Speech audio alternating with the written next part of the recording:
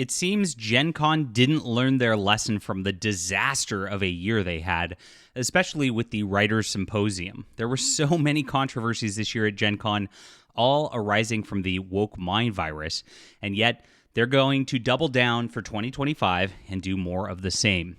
Gen Con names Tor Books Black activist Maurice Broaddus as the Writers' Symposium lead, who promises to, quote, do the work of inclusion. And you know what inclusion means? It means excluding people, and it means calling people names, and it means lack of diversity. It'll be exactly the same thing we've seen year after year, as the Writers' Symposium keeps having problems at Gen Con, which you might not have even known existed, because it's been relegated to the basement, pretty much, of the convention, where they used to have people like Brandon Sanderson speak and the like. This last year, they actually put in this woke activist instead who has no following, and nobody went. And it caused quite a stir to where they fired the person involved.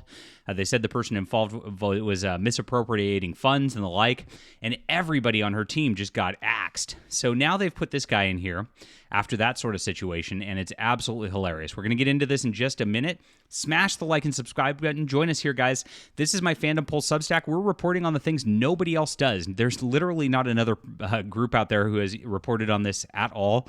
Even on the woke side, they didn't even notice that this happened. And so this is the place to get all your gaming and science fiction and fantasy and pop culture news. I want you to subscribe to this today, guys, because I do this full time. I also work with John Trent, who used to run Bounding Into Comics. He's the guy who all the YouTubers you watch, The Quartering, Yellow Flash, Clownfish TV, they read his articles almost every single day. And so we're bringing you the stuff, again, nobody else does as real journalists, and we're doing it on Substack because we don't have to bow to advertisers. So we can tell the truth, we don't get censored. And this is very, very important to us to tell the news to you. So please sign up for here. It's in the description below. It's only $5 a month to do so. And that's like a cup of coffee at Starbucks. And we need more of you to come support our journalism to keep this sustainable so that we can, of course, become somebody who can compete with CBR and IGN and all the fake news out there. Now, it's already, as far as science fiction goes, we're already the biggest blog in science fiction and fantasy. We destroyed John Scalzi's views. We've destroyed Larry Correa's views. We've destroyed File 770's views. Fandom Pulse is it right now, thanks to readers like you. So we appreciate you for being there. And yes, thank you for subscribing if you do already. Shout out to all of you guys who have supported us so far. It's been a great month. All right. So Gen Con has been a disaster for its woke activism in recent years, and months after firing their entire Writers' Symposium staff, they've now hired another activist and a self-proclaimed community organizer, you can't make this up, Maurice Broaddus, who promises to do the work of inclusion. So I've heard the name Maurice Broaddus before, but I didn't really know who he was, so I had to do a bunch of research for this article and then actually research him, because there's not a lot that this guy's really done other than just be somebody who's been around the usual suspect circles of SIFWA. He hangs out with Paul Weimer and the like, people who are names that, if you're insiders, you probably know, but if you're not, you don't, because none of these people actually sell any books. And I found that the same thing was the case with Maurice Broaddus. So this is what happened last year. Mickey Kendall, author of a book called Hood Feminism, was brought in as special guest. Apparently, she had no following. It was pretty dead in there last year, and a lot of people at Gen Con were, the higher-ups were like, what's going on here? Now, they've been pushing diversity and inclusivity at Gen Con for a long, long time. They ban people just for politics if you're known. Gen Con is one of the worst woke places out there. It's not the convention that Gary Gygax founded. In fact, they would disavow Gary Gygax and probably attack him today if they could get away with it. And I'm watching because I know a lot of people in the D&D community are doing just that these days. Now, this year was really, really wild. There was this gaming awards, and Gen Con canceled it because they thought there'd be violent threats because the weird gaming awards were talking about being, attacking Zionists and the like. I don't know what it has to do with gaming, but that's what they were doing. So Gen Con actually kicked them off their site. On top of this, SIFWA's Kat Rambo was accused of somebody at the Writers' Symposium, she used to be the president at SIFWA, of going on an anti-Semitic tirade after one of the panels there. Now, she's denied it on her blog, but the person inside the industry who was there, I've confirmed it, and of course I've confirmed it with a couple of different people saying that she did in fact say this. So very, very wild. Big egg on their face there, and obviously they felt the need to react to my article on it, which shows the power of what we're doing here. And on top of this, Gen Con fired every single person on the Writers' Symposium staff because of this whole debacle right here. Oh my gosh. And so now they're, of course, going on for Broadus. And here he is. Every year during the best 4 games in gaming, Gen Con Writers' Symposium features celebrated authors, publishers, designers together. Collectively, they share knowledge of the craft. Past guests have included Brandon Sanderson, as mentioned before. Patrick Rothfuss. Oh gosh, remember that guy? Is he ever going to finish his books? Leave me a comment if you think so. Leave me a comment if you want to make fun of Rothfuss too.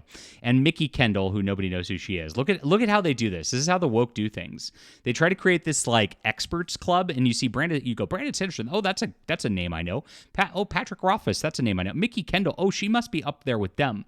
In reality, she writes these books that like 2 people read, and like they try to make her into like a star, and it fails. And this is exactly what's happening with Maurice Broadmas here as well. So he wrote a Black Panther T'Challa Declassified sort of like manual sort of thing. And he's got an Afro-futurist space opera trilogy, which I'll get into in just a moment. But he really hasn't done much. He hasn't really sold a lot out there, of course. And of course, he's been a consultant for Dungeons and Dragons. Of course, you know what it means when there's these consultants out there. He's done a vampire thing, tie-in fiction. These really don't sell very well for Onyx Path, a big woke company. And so he's made his entire thing. And if you look at like everything he talks about, he builds his entire brand off of being black and off of like pushing this stuff. Afrofuturist is at the top of his profile. T'Challa, Wakanda, right? And you can see right here, like this is his website, community organizer. So he's trying to tie himself to the Barack Obama right away. And he calls himself resident Afrofuturist immediately, right? And so he's gotten here by, of course, using diversity as a cudgel, and of course being propped up as a diversity hire. Now, Tor Books gave him a 3-book contract for $175,000, which he came out with his first book in 2023. And I will show you here.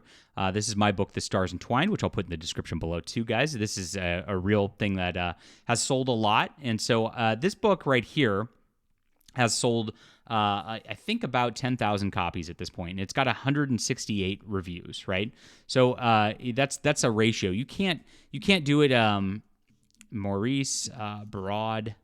You can't do it exact because it's a little different from everybody. But if you look at this here, 34 reviews, right? So this means 34 reviews, not doing so hot. And this is a year, let's see, when did this come out? 2023? It'll say down below.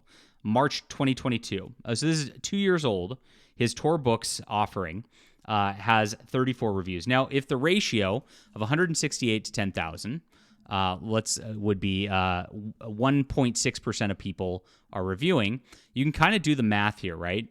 If I can I do this? 34, right? 1.6 is about 2,000 copies sold maximum here is what we're talking about. So this guy, like, and if you do the math on what the sales are here for Kindle, $12.99, but Amazon takes 70%.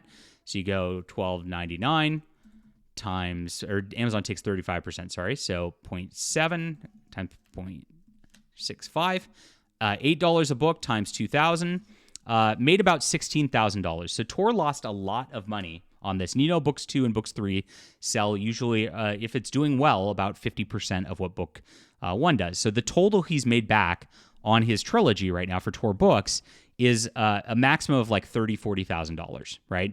So he got paid $175,000 for this. So that's a huge loss just for a diversity hire here. And look what he does. He's got this another book he came out with himself, Black Girl Magic is Real. He leans into the race thing all the way around. So when he got announced for Gen Con, he actually goes and virtue signals that he's going to be doubling down on all the woke stuff that's been causing problems for Gen Con, as well as somebody who, again, is using this position as clout rather than actually being somebody who is high up and actually trying to help and actually going to help Gen Con in any sort of way. It's going to be quite the opposite for him. So he says, my role continues to be what it's been, to do the work of inclusion, by reaching out and building new relationships, to create a safe and welcoming community. So I'm going to reach out to the guy and I'm going to offer to volunteer.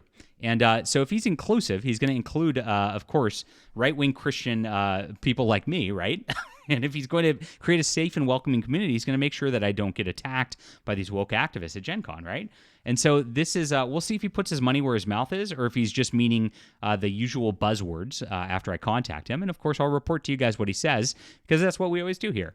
Because part of what I think is important is not to just seed spaces like Gen Con and just walk away and just let it happen. Make them ban you, make the rubble bounce, make it happen. And if they don't, we can say they're turning around and they're doing things right, and that's always a good thing. We can change the culture by simply being there.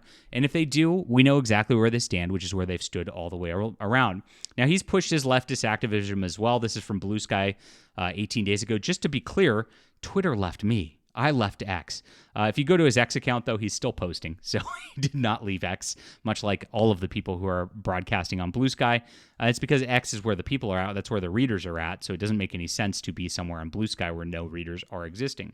He's also been retweeting this Protest 2025, Stories Against Tyranny on Indiegogo, trying to get this going. And of course, he talks about this is all about resisting the Trump administration, it says on the Indiegogo page and the like. It's only got 54 backers, totally failing.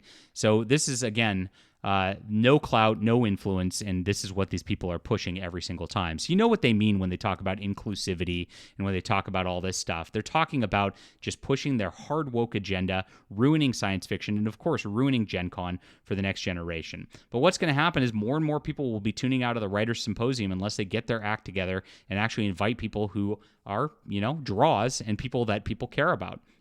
We'll see what happens here.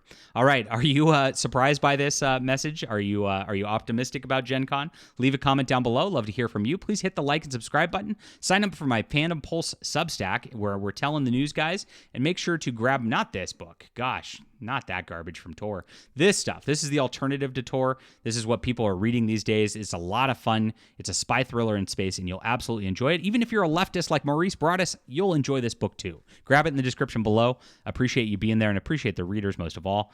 We'll be back soon.